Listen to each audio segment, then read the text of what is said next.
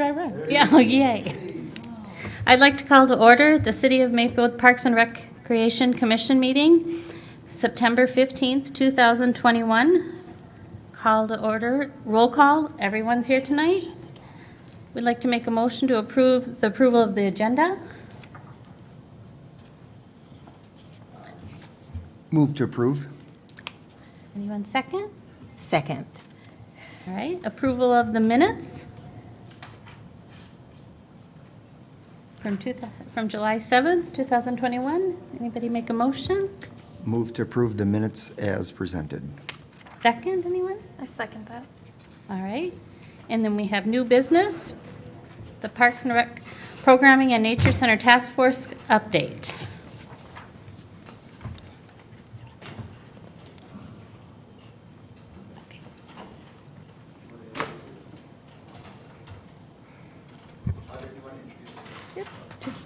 Thanks, Chair, members of the Commission. I was just seeing if Nikki wanted to sit up at the DS, but she's going to stay there, so we're good to go. Wait for now.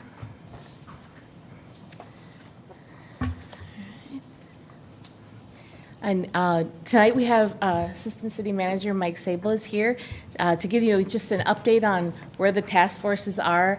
That had been a request and actually a goal that the Parks Commission had put for 2021, wanting regular updates on, where we were with implementing the recommendations from the Nature Center and the Parks programming task forces. So tonight, he will be here to give you an update on where we are so far and what we've got on the horizon. So with that, I will turn it over to Mike Sable. Good evening, everybody. My name is Mike Sable. I'm the Assistant City Manager, HR Director for the city, and was a staff liaison for both the Nature Center Task Force and the Recreation and Park Programming Task Force. So I do have a slide deck, and if anybody did watch the City Council meeting from earlier this week, it will look remarkably familiar because it hasn't changed. But I do think it's a kind of an important part to go through. I think in your packet, there's a lot of background materials that are there, so if you have questions on those, I'm more than happy to answer them. And Vicki was part of the task force, and so if you want to chime in and your own perspective, I would certainly welcome that. But what I did want to give is just a little bit of history and background about why we are at this point that we are at. It goes back to March of 2020, which I think for many of us will remember that was the start of COVID, and in-person programming stopped for recreation services. We went through a series of shutdowns, lockdowns, some variations of, it feels like a decade ago, but the last 18 months have been really complicated for providing in-service programming. And so in June of 2020, the city did stop they closed down the Nature Center and stopped Parks and Recreation programming. In July of 2020, the City Council then identified the need for creating two task forces, one for programming, one for the Nature Center. In August, applications were sent out for people to participate in this task force. And then from September 2020 through January of 21, the task forces met a total of 7 times, all through Zoom, kind of robust discussions.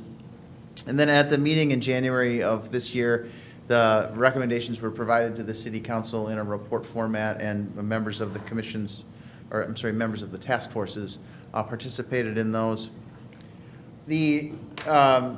Both groups identified really 6 broad categories of their recommendations, and these are, it was not by design, it just sort of happened that the 6 categories that were really important were physical assets. The city has the great fortune of owning a lot of infrastructure, whether it's ball fields or facilities or equipment or supplies, or the Nature Center itself.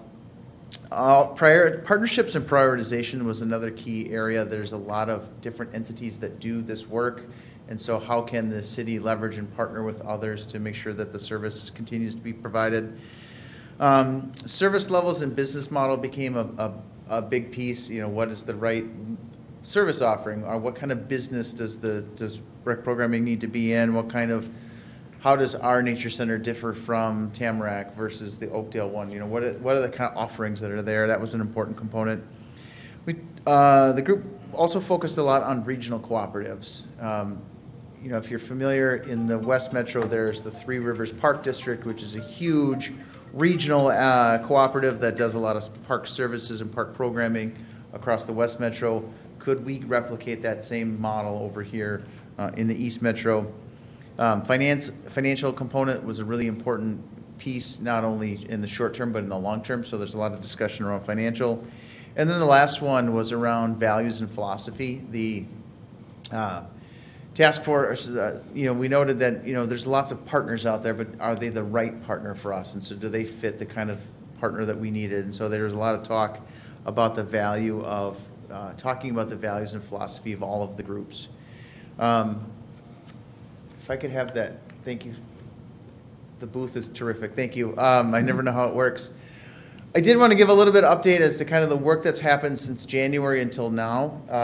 And I will praise Neil and Audra for doing nearly all of this work. And so I don't want to continue to give them praise, but they have done a ton of work. Most importantly is around maintaining the physical infrastructure of all of our facilities and equipment and fields. Continue to make replacements in playground equipment, in tennis courts, and in basketball courts.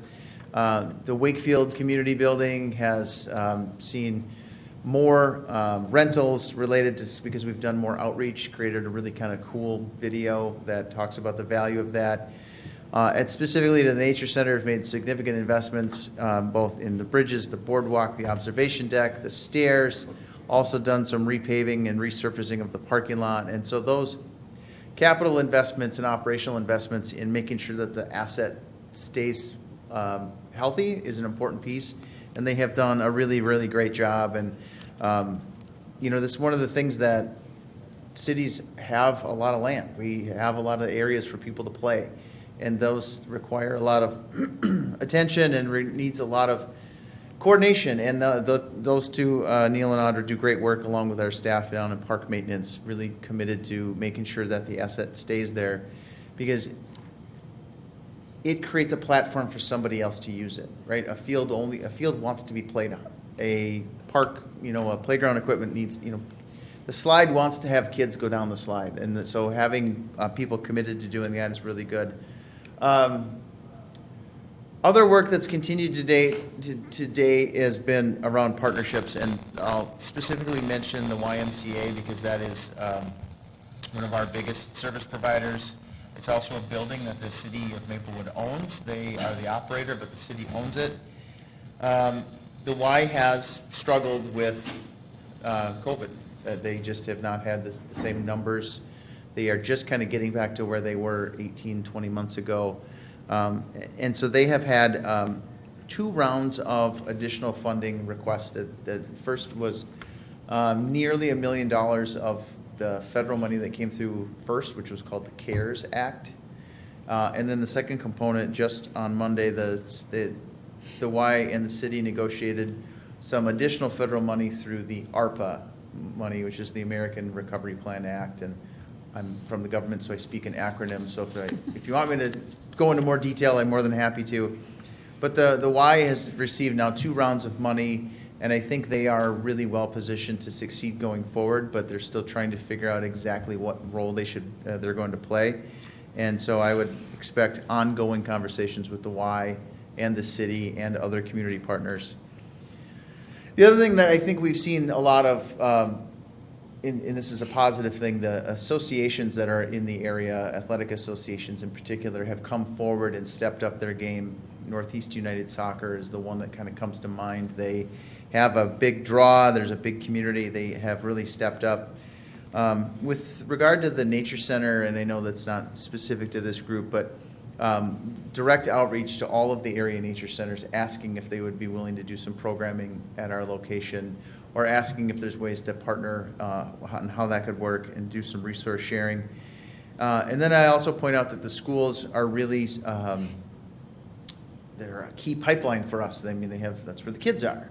And so if you're going to have a youth program, the schools are really important. They have struggled in COVID probably more than just about anybody else. But whenever they have a need, we try to accommodate them, whether it's access to a field or giving some other things. So Neil and Audra do a nice job of partnering with the schools to make sure that they can be successful and help position them going forward. I mentioned the Northeast United Soccer is growing in its exposure, but there's also some other interesting pieces. One, the Rec and Park Association, which is a kind of, if you imagine parks folks from other cities kind of come together and share resources and share information. We are part of that as a group, so we know, what other groups are doing. It helps us get access to their information that we can give to our residents. We've also seen folks step up, like the Friends of Maplewood Nature Center offer a tree trek program, which is kind of a interactive hiking trail. I'm looking to Audra if I'm describing it correctly, but it's a tree identification program, but you use call codes and you can go through the nature center and, check on any of the trees that are marked, and it'll tell you all about the species of tree and things about it. So it's a really neat partnership with the University of Minnesota. Thank you. I'm not a naturalist, so I appreciate that. The other thing that we have done, and this was an important part from the Nature Center Task Force, is that we actually putting bodies back into the Nature Center itself, so it can serve as sort of a trailhead, or if people need to use the restroom and just have some access to some of the materials. There's not a lot. There's some programming there, and it's been growing, but it's not anywhere to the level that it was prior. But the building is open, and the residents have access to that, which I think is an important next step. And I think that will be finalized in the next couple of weeks. We had to move some office furniture and those kinds of things, but staff will be relocating to the Nature Center. And then the other component that I think is really kind of what's next is around filling the gaps. We know that there is a demand and a need for people to have access to programming. The question really becomes who should deliver it and how best to deliver it. And there is a company that does this work. It's not a new model. It's probably been around for 25 years, but Revolutionary Sports offers these kinds of programming in 25 cities, and they have expressed an interest in potentially coming into Maplewood, talking about what that partnership would look like. Sometimes they might pay for fields and they just provide everything else. I think every city varies a little bit, but that's an interesting option in the short run about, do we need more tennis? Do we need more t-ball? Do we need something else? And so there's a ongoing discussion, and I know Neil has had a lot of conversations and is really aware of the work that they do. But the question that really we collectively need to decide is how do we continue to provide access to opportunities to use our amenities that we have. And so I will, it's more likely to have a conversation, so I would welcome questions, and so that's all I have. And so I'll just turn it back to you and be ready.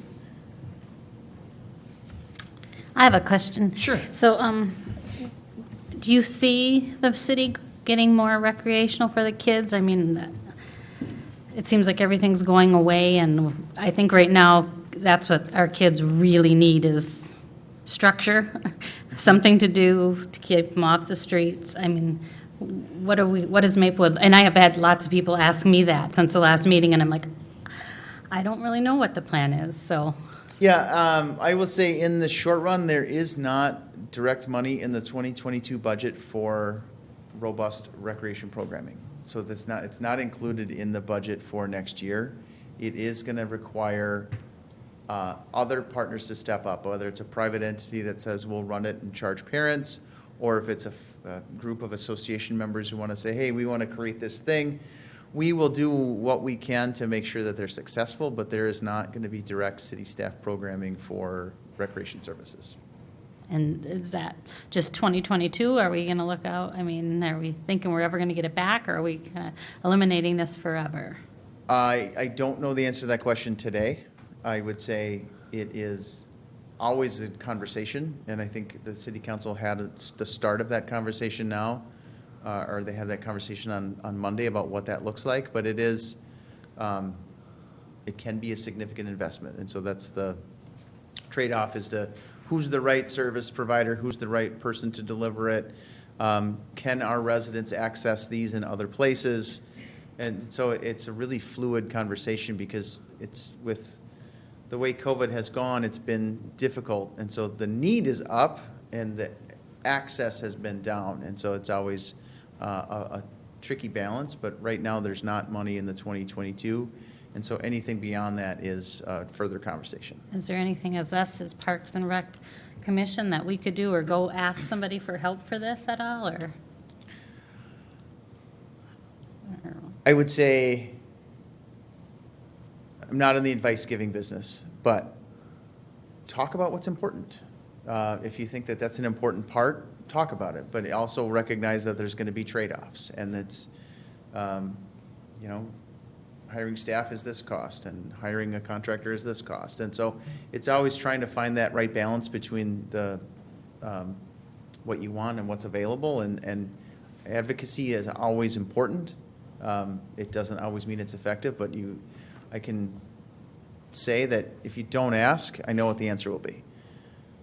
It's going to be no. So if you think it's important, I always encourage people to ask, but know that the answer might be no. Okay, thank you.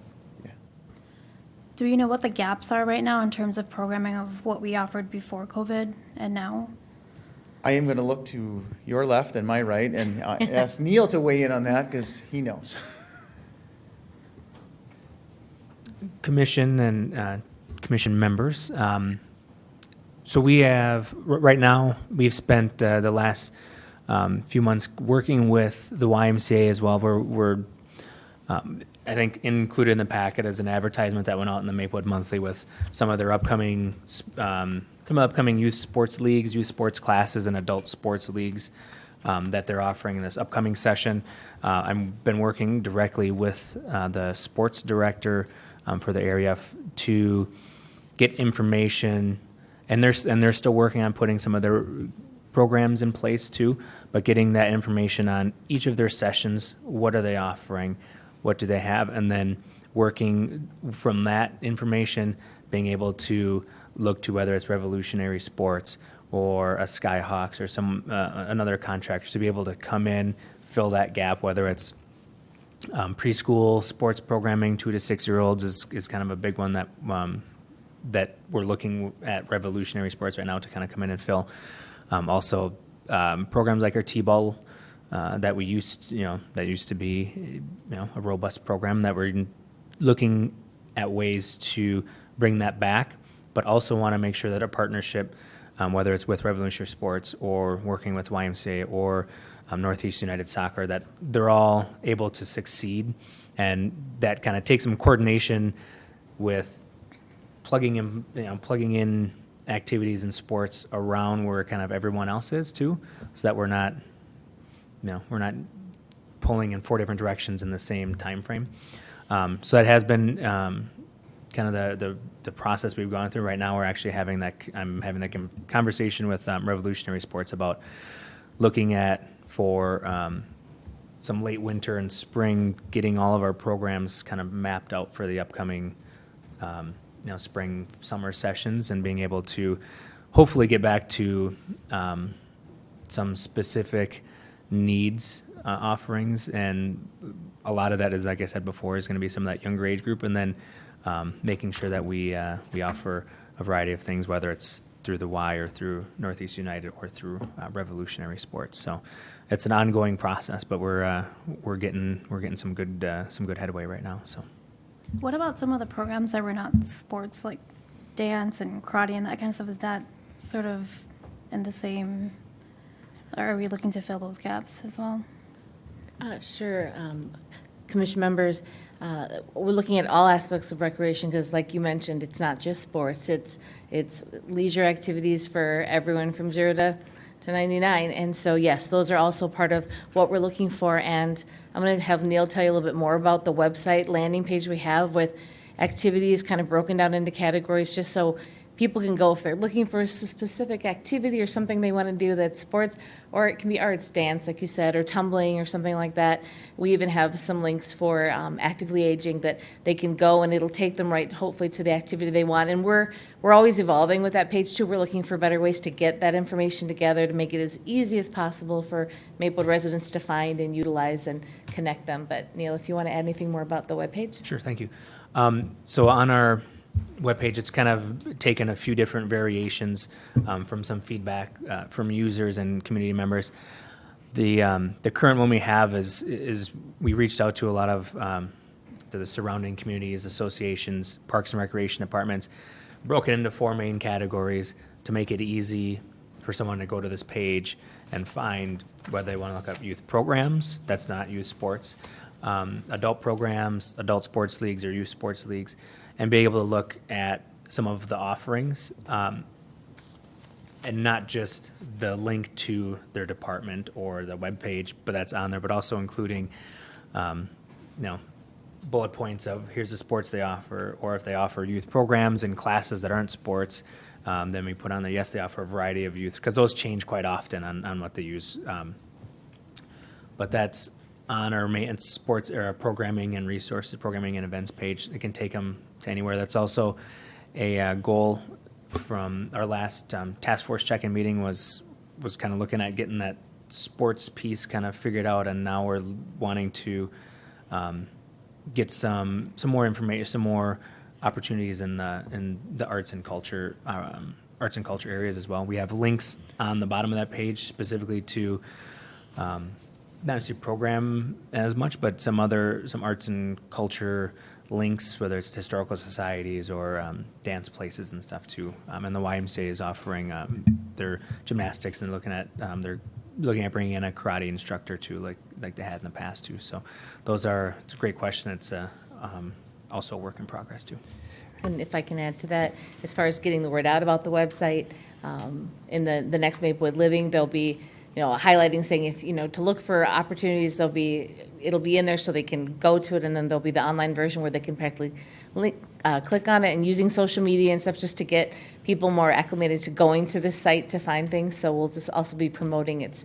And as we go along, and if something new and exciting comes up that we find, we'll make sure to push it out to say, hey, check it out. So I'd like to make a request for perhaps the next meeting, but a list of what we used to have, a list of how we've addressed it now and what we're looking at in the future, because I just feel really blind in where we are, and also not really felt part of that decision-making process.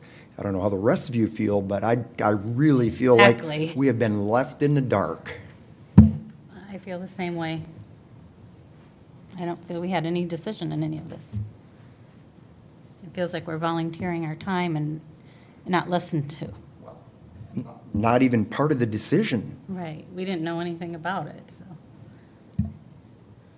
And I've had several people come to me since the last meeting about it too, and it's like, I don't even know how to address you because I didn't know about it. So Chair, members of the commission, if I'm hearing you right, Craig, you want a list of all the recreation programming that we did before 2020, and then what we're currently doing or what we're looking to do? Just kind of, this is what we used to do. Mm-hmm. This is what we have things in place for. These are the holes, and maybe how we're looking to move forward to fill those holes. I don't have a good view of what we've really given up. You say we have these partners, but I'd just like to have a nice, concise view of what we've really done.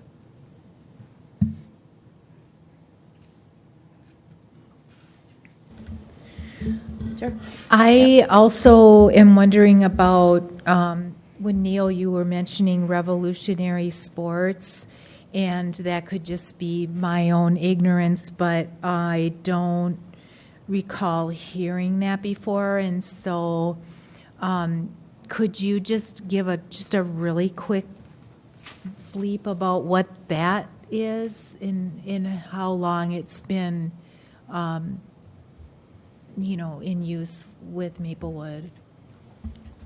Sure, Commission and Commission members. So Revolutionary Sports is a company that, as saw on there, they're in 25 cities in the area. So what they do is they have programming in place. They have a curriculum written. They have staff that teach these programs.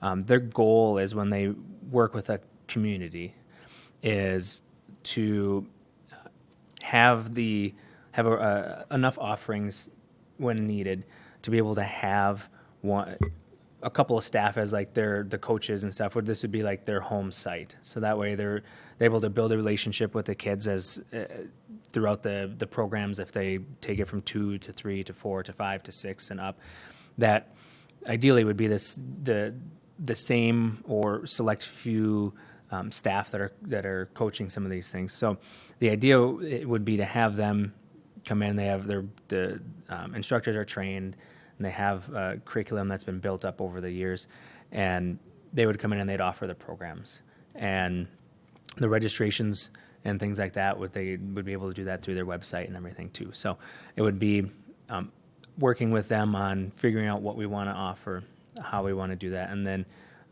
being able to have that in-house or in-house as an in-city in Maplewood offered in the city of Maplewood, rather than having some opportunities here instead of having to have to go somewhere else.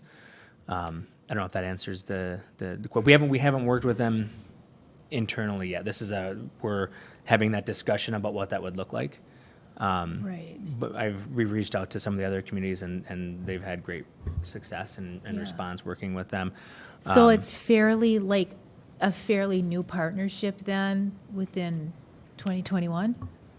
Right. It's go ahead. Oh, and just to say, they're a company that's what they do. They offer recreation. They're a professional company and they take care of hiring the coaches. They'll, if an umpire is needed, they do the training. They Who have funds all this though then? How do they get their funds? They would charge their fees that they want to the charge city to the resident. or to No, the people that are playing? Yeah, members of the commission, they have several different models. And again, like Neil's mentioned, this is where we're looking. This was just an update of where we are at this point, and it was now that we're coming out of COVID, and we did explore. I mentioned at a couple of the other meetings, and when I did updates, that we were seeing what the Y wanted to do first, because they're our main partner and they're with the city. So just trying to figure out what they would be able to offer, and then now that we're getting a better idea of what they want to offer, then looking for those gaps, like Craig mentioned, what they are, and then looking for opportunities to fill those in different ways. So we don't have a set relationship with Revolutionary Sports yet, but it's one of the options we're looking at. And way back years ago, I think it's probably been at least 10 years, we had a similar kind of Skyhawks. I don't know, Craig, you probably remember Skyhawks. They were a company that was kind of like that they would come in and do, run the programs, and we would do a profit share, and depending, if we provided this site, that kind of thing. And this company's like that, but they're another option, and they're in, like Neil said, so many cities, and they've gotten really positive feedback, and so we're looking to see what we can do with them. So If the families that have the children in these events or in these programs, what if they can't afford it? Do they offer help? I mean, we don't want to exclude anybody. sure, and as far as fees, that's all stuff that we negotiate and see. And then we do still have our youth scholarship fund. We still have funds in there, and so just like we said with the Y, when I've mentioned before with the programs they have, if there's a family that's a Maplewood resident and they have a hardship, then we do the scholarship program where they would pay 1/3 of the cost of a program, and then we would pay the other 2/3 of it with those scholarship dollars for the children. So, yep. And again, we're working out all those details of how it works, but yep. Well, one thing I was thinking while you were sharing this information is it's really just verbally listening to you share is so, so helpful. And I think perhaps if we could have a really more transparent communication going between, is it appropriate for you to share via emails what are things kind of looming in the forecast, or directions that you feel that the city should go in terms of all these programs and partnerships?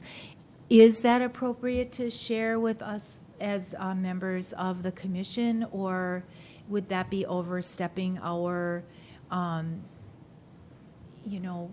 because it is helpful to know what might be coming up the pipeline if members of the community ask us.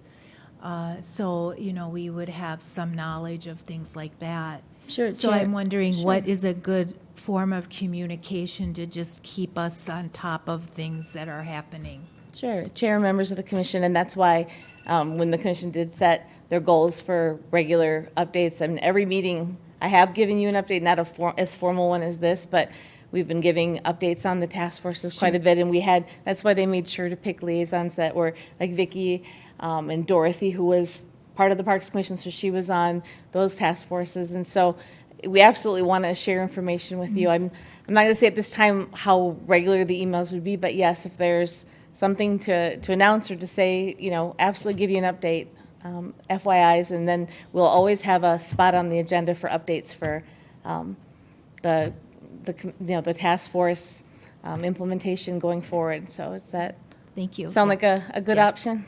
Thank you. Sure.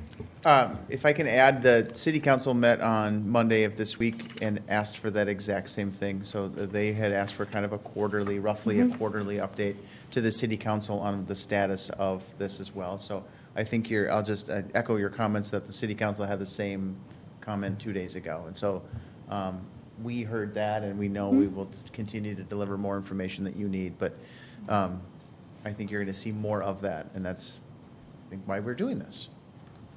Can you speak a little bit more about rec and parks? That threw me there for a second because I guess it's a spinoff. I don't know. As an organization, Sure. What more do they do? What do they encompass? So I pulled, while I was sitting here, I pulled up their website to kind of get a refresher of what this company does. But they essentially offer mostly youth athletics. They offer classes and leagues in baseball, basketball, flag football, floor hockey, lacrosse, Ninja Warrior fitness, agility, which seems Yeah. it sounds both dangerous and interesting. So Yeah. I'm sure kids love it. Soccer, softball, tennis, track, and volleyball. And each community that they partner with has different facilities. So I know they work in the city of Plymouth. City of Plymouth has a huge rec center that, it's enormous. I think they have 4 rinks and they've got all these other things. And so what they offer in Plymouth is probably different than what they offer in Blaine. So we can kind of pick and choose, take the infrastructure we have and match it up with the service that they might be able to deliver. We have no idea. I mean, I'm sure they know what they would like to charge, so I can't get into the details of what they would do. But they go out and advertise and try to get kids to sign up, get parents to sign up. And their whole philosophy is if we can get a program set up, then we can create a pipeline. And so you get, if you get the first kid, there might be 3 others that are behind them, or they might get a friend. And so they're trying to really grow their business model with offering some services here. And we can, in effect, pick and choose the kinds of things that we want them to deliver. It's up to Neil and Otter to negotiate what that looks like. But we know that we've got space. We know that they are interested in potentially using it. How do we make it work? And I think what I wanted to say, in response to the question about what if somebody can't afford it, I don't know that anybody's answered that question yet, but that's why when you go back to that values and philosophy piece, pick a partner that cares about diversity, equity, and inclusion. Ought to be really one of those criteria that says, you better be thinking about that, and if it's requiring some sort of level of subsidy or some sort of a discount for residents or some kind of other thing, I think we can work that into a formal agreement. But if that's an important part, I think saying that up front is a really I would think that's easy a way very to do important it. part, because I think those are the families that need the structure the most, probably, so I think that's very important. And if I could just back up a little bit before that Sure. to ask, was there an evaluation done when considering these?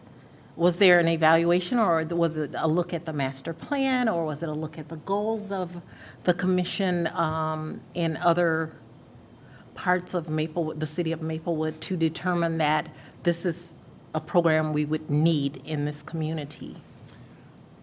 I don't know how to answer your question exactly, so I'll kind of just, maybe if I talk through the thought process, maybe the answer will help. And back in June of 2020, there was a tremendous amount of uncertainty. We had we had known that there was going to be a 0% levy increase, which means a freeze in ability for additional new revenues to come in. And there was economic pressure because there weren't any paying customers. There wasn't anybody doing programming. And so there was a tremendous amount of uncertainty, and a decision was made to say, we're going to put a hold on this. The Nature Center is going to close down. We're going to stop rec programming. This is, and then so that decision was made, and I think in real time that was a decision that needed to be made at that moment. What this also does is that the council identified how important these services are to the community.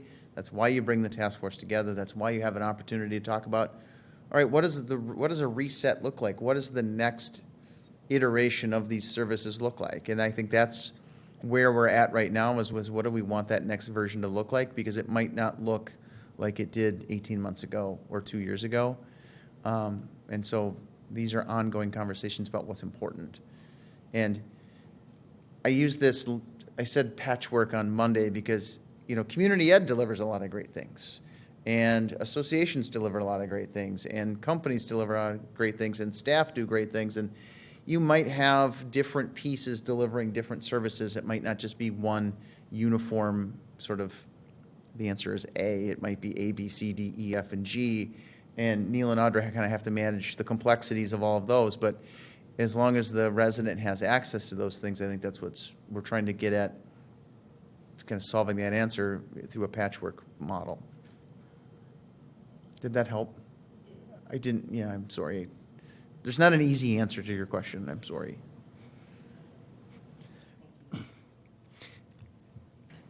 I'd also request that we do, staff presents our funding, because I know that's been significantly impacted also. And, we have a master plan and we have a capital improvement plan, and we haven't really looked at what that means, and that certainly needs to be talked about too.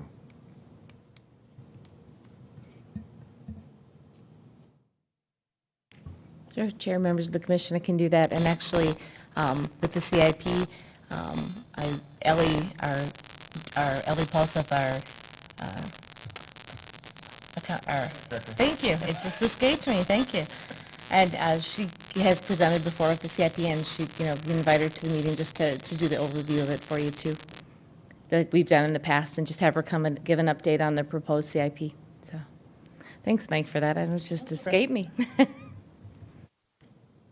And I'm sort of new to the commission, but I'm wondering if these changes impact how our commission works or what we might have a say in and things like that, because if a lot of things are going to be maybe third party and outside of the city of Maplewood, does that change how we function at all as a group here? Sure, good question. Chair, members of the commission. The Parks and Rec Commission will always be the advisory commission with, weighing in on all things parks and recreation. So even if the delivery method or the model changes, you would still be the very important advisory, commission weighing in on things that are happening and improvements that are coming up, programming and that kind of thing. So I don't anticipate your role changing in any significant way. It would just be different, different things that you'll be looking at. It'll be different from what we did in the past, but you'll still be the board that gets to overview things and weigh in and have conversations like this going forward, and that's very valuable, and we need that. So,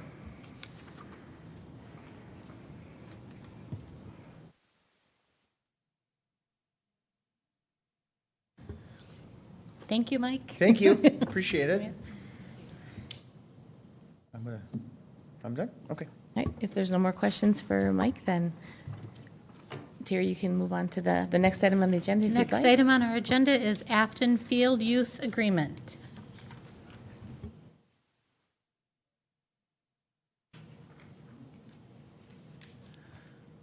And Chair, members of the commission, we have a proposal in front of you tonight looking for a recommendation or a motion, and it is concerning a rugby group that has been a longtime renter of ours and a very good tenant, if you will, at Afton Heights Park, and they have had some I'll have Neil get into it a little bit more, but they're looking to put a little bit more permanent goal system out there for their organization, and they're looking for some input and thoughts from the Parks Commission. So with that, I will turn it over to Neil Brenneman. Chair, members of the commission. So the rugby group, just a little bit of history. It's the St. Paul Pigs Jazz, or Jazz Pigs Rugby Club. They've right now they're practicing and hosting their home matches at Afton excuse me, Afton Heights Park, and they've been doing so for a number of years now. Currently, they have been using just some temporary PVC type goals, and for those that are unfamiliar, they're like uprights for a football game, just different dimensions, but pretty much the same setup. And they were wondering that they wanted to install a more professional, semi-permanent goal system at Afton. And their proposal, as you can, and that's in the packet, is they would purchase them, they would have them installed, they would be their responsibility for maintaining, and it would be no cost to the city, would be, no, really financial impact on our end. It would just be replacing the temporary ones now with a safer, more professional looking set of goals, essentially. They rent pretty much from April through November, and they have matches throughout the year. And they take great care of the field, and that's one of the things that they want to be able to maybe take a little bit more pride into, and have when they show up to for their matches and their tournaments and stuff, that it's a little bit more of a professional looking outfit there. So we talked with them, and as you can see on there, they would be working with us on just scheduling installation and stuff. And if they were to take them and leave and go somewhere else, the same they would do with the temporary ones now. They would take them out and remove them. It'd be their property, their payment, and then they would refill and resod the areas where the posts are in the ground. It's not a very big. It's just some concrete sleeves that go in the ground, and the posts sit in there, and then it's easily removable. So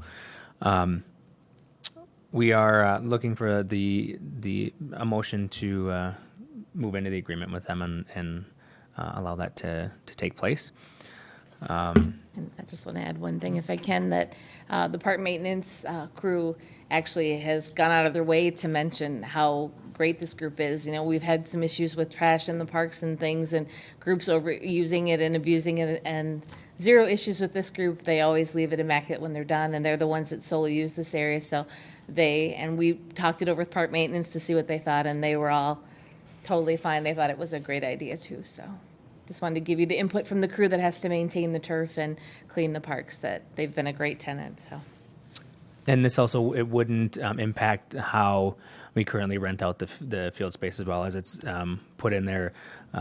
It's if we rent it out for any reason outside of their scheduled time, that's doesn't give them exclusive access or anything like that. It's just replacing old with new. So right now, is this field kind of dedicated to them, or how do we program it right now? Sure, commission members, that's a good question. Right now, it is in the past couple of years. There's been a couple of rugby groups that have actually kind of used that field for home matches and stuff, because it's lined as a rugby field for them. They pay for practice and match rentals there. Pretty much, exclusively from April through November. So they're there as long as they can, with the weather permitting for the most part. But it's. Is your question, Craig, that can anyone else not rent because this group is using it? And that's not, no, they're just the ones that have been interested. Okay, so does it get used for rugby by other? It sounds like it's used by other teams. It's not an exclusive field for them. Yep, it's not like you get to use this and no one else can, or that it's solely yours. They just happen to call and want the permits and book it, and so they they've booked out, but when they're not using it, anyone else can use the area. And we made sure in this agreement that, so say they're not going to be there and another group wants to use it, they will. And if damage happened, I believe, Neil, you addressed that, if something happens, it's their responsibility to fix it and maintain it, and it wouldn't be any cost to the city. One question, I'm reading the background statement, and it appears that they want to foster and develop some youth groups around rugby. Would that be their responsibility at that time, or will that be a part of the bigger picture where rugby will be on the table and you already have a senior group there to host or whatever their position would be in this? Sure. Commission members, another great question.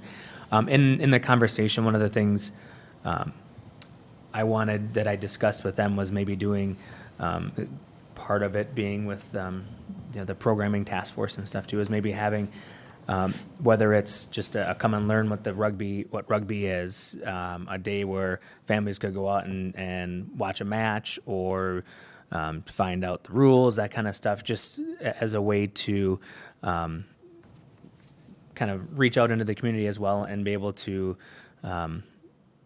facilitate some of that interest or curiosity, maybe is a better word, because it's an interesting sport to watch, and I mentioned that to them, and they'd be all for looking at something, whether it be a day here and there where they would show people how to just to drop in, check it out, kind of a thing. But they're definitely they want to promote the sport and get people interested. So.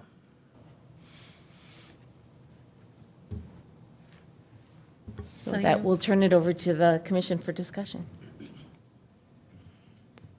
I have one more question. So in this agreement here, it says the club will have the ability to remove and relocate the posts. Do we have any concerns about them placing it in a spot that maybe the city would disagree with or that would hinder other uses for that location? Commission members, good question. The reason that was put in there is if they end up deciding to go to a different location, necessarily not in the city. That's not in their plans, but things can change. They just wanted that in there since it's not our, we're not purchasing it as our property. That because right now the posts that are up there are their temporary posts as well. So that's kind of just them being able to have that access if they were to leave for a different location. But they like the field, and that's not in the plans, I guess I should say. Okay. I don't know what the posts look like, but like if they put it in the middle of the field or something, then it feels like other people wouldn't be able to use it. Yeah, they're not going to be relocating them wherever they want to. They're going to go in the same place where they have them now. But they just wanted kind of like, well, if this agreement ends, or we want to be able to take our posts and go home, kind of thing. So take them with us so that the city didn't keep the equipment or something. So. Okay. Yeah, it just doesn't read exactly like that, but okay. Sure. That makes sense.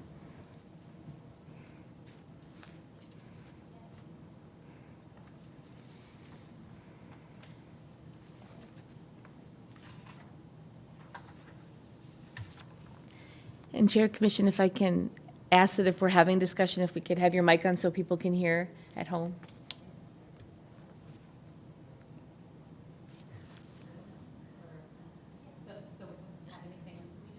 Sure there's nothing saying their name like it's their park. Is that what? Chair, members of the commission, no signage, nothing. They just want to put better goalposts out there that are a little more permanent. And they're not permanent, they're semi-permanent, so they can take them out if we need them to. But they're just better than the temporary ones that they've had up for a while. They were kind of seeing if this was a good fit for them and if it was a good fit for us, and it has been. And so we feel confident that taking this next step to put semi-permanent goals out there in place of the temporary ones that are there is a good idea. But again, we wanted to, anytime someone's putting something in the park, we want to get the Parks Commission's weigh in and thoughts on it if they think it's a good idea. Yeah, I think if it looks better too, that's a plus as well. Yeah. I think we're all in agreement. Make a Move to approve the motion as presented to us. Aye. Oh, I'm sorry. Second? Second. All in favor? Aye. Aye. Motion approved. All right. Thanks very much. There is not. Is it your presentation? No? Commissioner presentation? I was just going to say, now I see the Gaga Court is at Robin Hood now, and there's one at Weaver also. They're getting around, if we don't have recreational programs and stuff for the kids, maybe we could have one of the Eagle Scouts come out and show a demonstration and maybe put it out there so the kids know how to use this. Start, at least if we're not going to have programs out there, show them how to use what we have out there. Sure. Yeah, I was going to update you in my, it's coming up right after this, and the updates we get, I was going to talk about the Gaga pits, and yeah, so that's a great idea. Okay.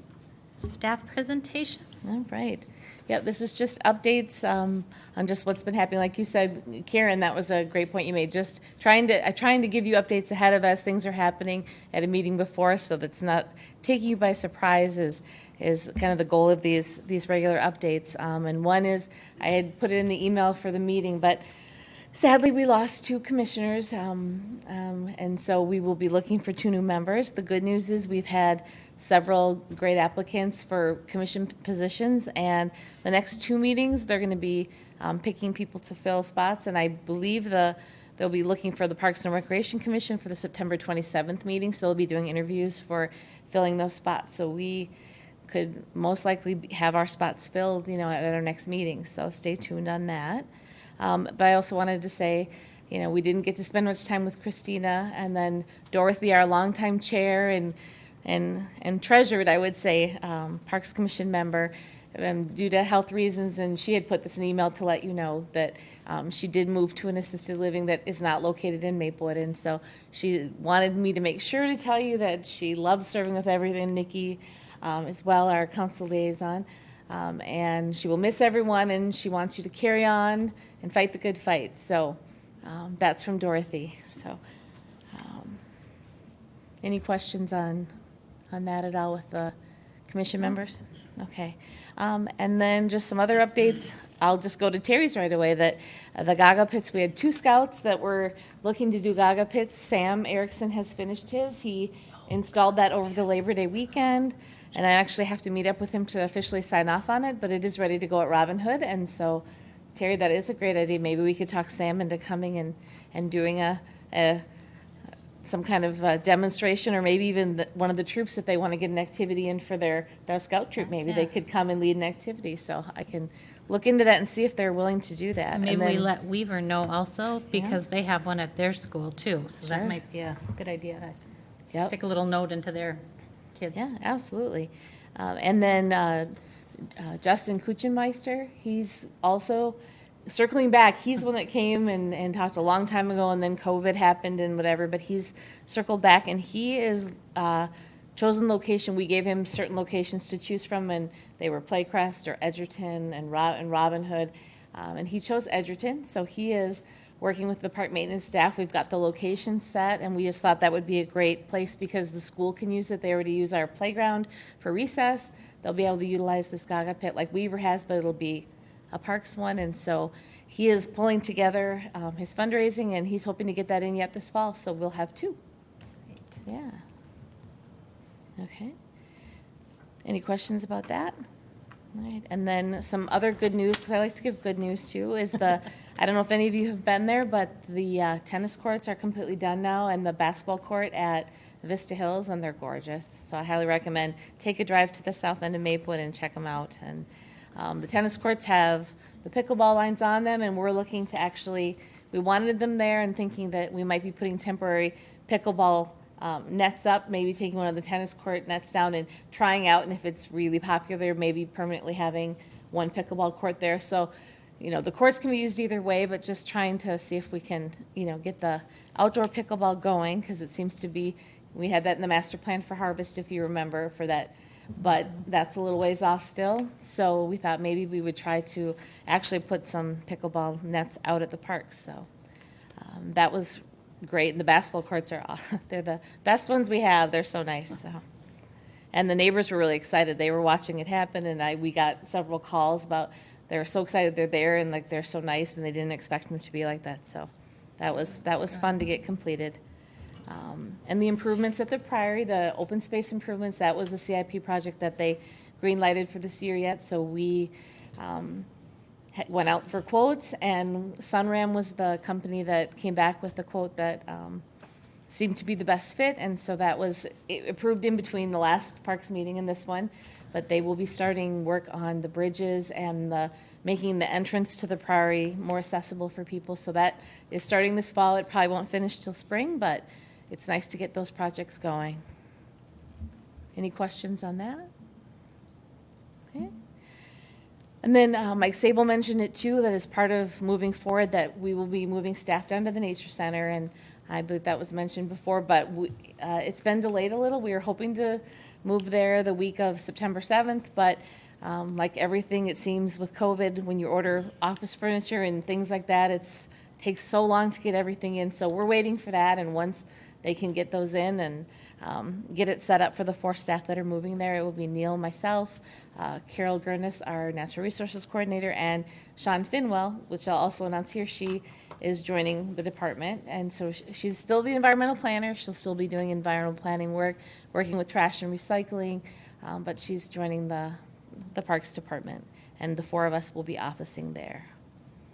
So I'm hoping in the next, like Mike said, in the next few weeks, we should be resettling at the Nature Center. And then as far as programming, I know that, I'll just mention it quick, it was in the updates that you have. It was a lot of information on the task force updates, but we have several educational programs that our Natural Resources Coordinator is offering, and they will be the buckthorn demonstration and removal, the rain garden rescue, emerald ash borer, what can I do? And then Sean Finwell is working with the group to have a solar demonstration. They'd come out and do everything and have that at the Nature Center too. So those programs are coming up yet this fall for community education. And that's an update pretty much on the Nature Center. Oh, and Sean will be taking over running the Edgerton Community Gardens and working with Urban Roots at Harvest Park. And they are actually going to be doing some volunteer seed harvesting now. So all that work that they've done to plant the native seeds, and it may not look like much, but they've really got a lot established. They're going to be harvesting in the next couple of weeks. So I will give you an update and hopefully have pictures just to let you know how that went. So they have a group of volunteers out there doing that in the next week or two. So good stuff. So is Sean taking over like Oakley's spot, or? No, she's just part of the department, and Okay. so these are things that we've all been maintaining. We've been doing the Edgerton Gardens Okay. and these, so it's nice to have more staff to be able to take on all these things.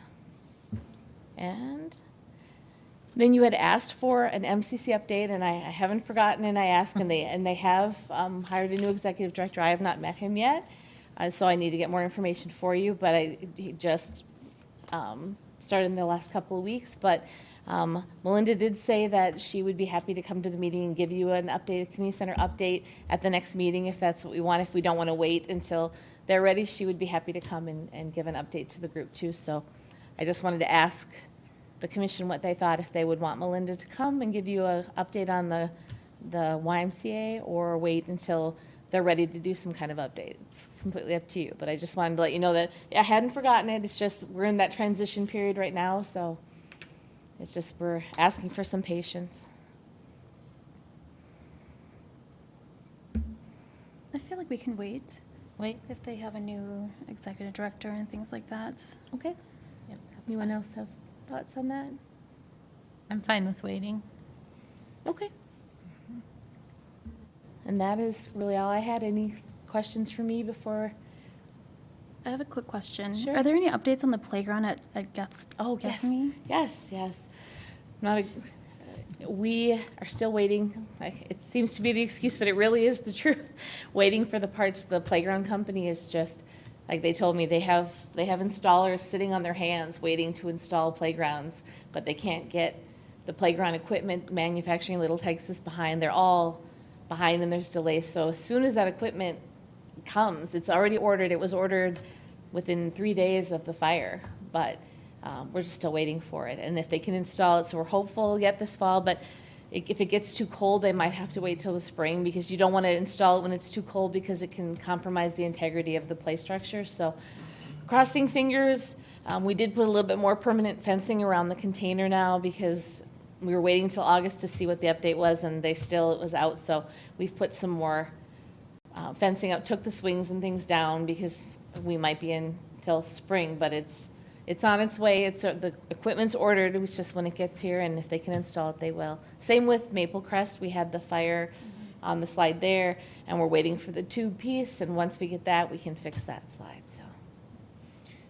I have a procedural question. I Sure. think in your email, you alluded to having a quorum, but my understanding is, in the past, when we've lost commission members, the quorum number changes It did. based on the population Yes. that we have that are.